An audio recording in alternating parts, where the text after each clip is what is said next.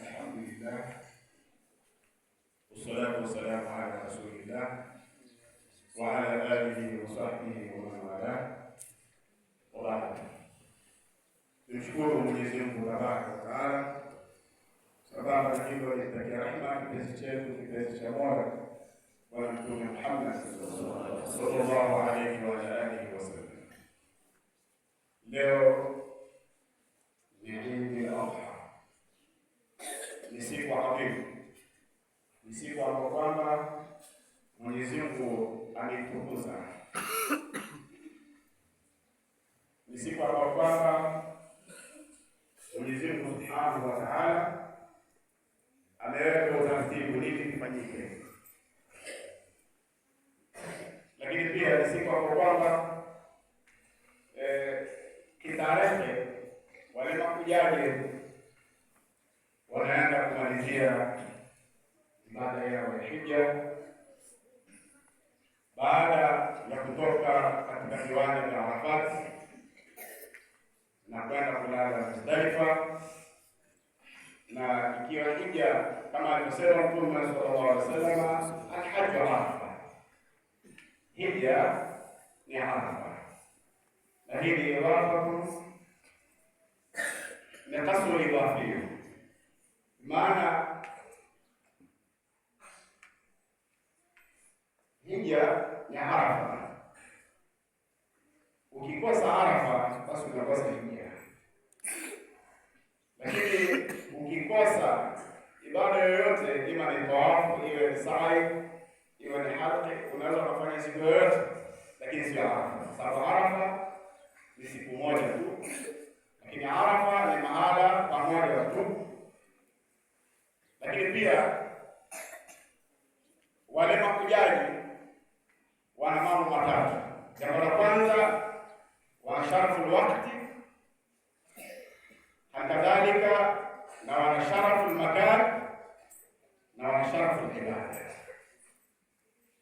Wana utukufu wa wakati, na sisi tumeingia katika wakati huo, katika utukufu huo ambao Mwenyezi Mungu Subhanahu wa Ta'ala masiku haya ameyaadhimisha na ametukuza. Kwanza tuko katika miezi mitukufu, mwezi wa Dhulhijja, lakini pia katika mwezi wa Dhulhijja huu masiku makumi haya yana fadhila kubwa sana, kama tulivyoelezana katika hotuba zilizopita kwamba yoyote mwenye kujaliwa kufanya amali katika masiku kama haya, basi amali ile inaongeza kubwa ya malipo mbele ya Mwenyezi Mungu Subhanahu wa Ta'ala.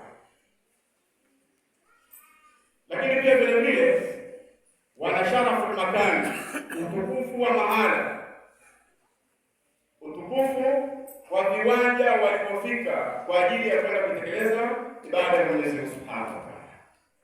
Lakini la tatu ni utukufu wa ibada yenyewe ambayo ni nguzo ya tano katika nguzo za Kiislamu, kama anavyosema Bwana Mtume sallallahu alaihi wasallam,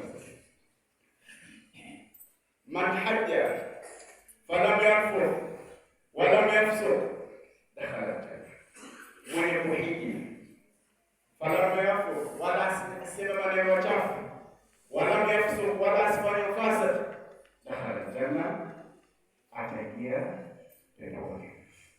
Lakini pia vile vile Bwana Mtume sallallahu alaihi wasallam anatuambia kwamba al-hajjul mabrur laysa lahu jazaa'un illa janna, hija mabrur, hija iliyotendewa wema, haina malipo haya janna, isipokuwa ni pepo pekee yake.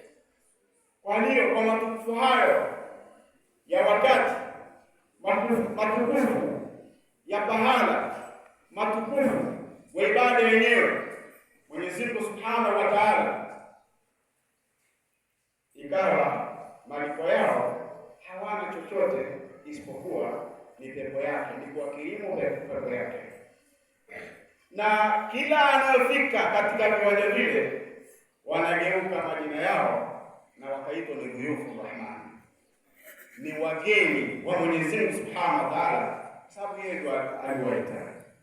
Wa'adhin fi nnas ya'tuka rijalan wa ala kulli dhamirin ya'tina min fajjin 'amiq. Mwenyezi Mungu Subhanahu wa Ta'ala alimwambia Nabii Ibrahim alayhi salatu wasalam, wa'adhin fi nnas, watangazia watu bilhaji, kufanya ibada ya hija.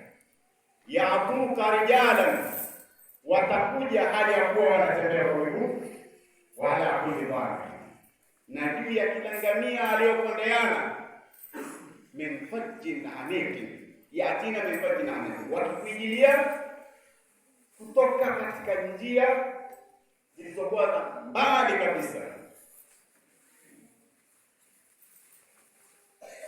Alhamdulillah, hii ni kuonyesha zama hizo palikuwa hapana vipando, isipokuwa ni watu kutembea kwa miguu na watu kutembea wakiwa juu ya ngamia. Lakini leo kuna usafiri mbalimbali, kuna usafiri wa majini, kuna usafiri wa angani, kuna usafiri wa nchi kavu.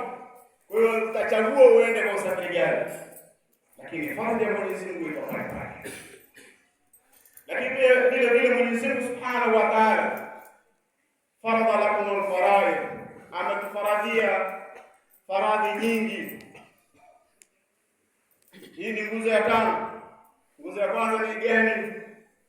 La ilaha illallah Muhammadur Rasulullah. Anta shahada, ni ushahidie an la ilaha, hapana mola apasaye kuabudiwa kwa haki illa Allah, isipokuwa Mwenyezi Mungu Subhanahu wa Ta'ala.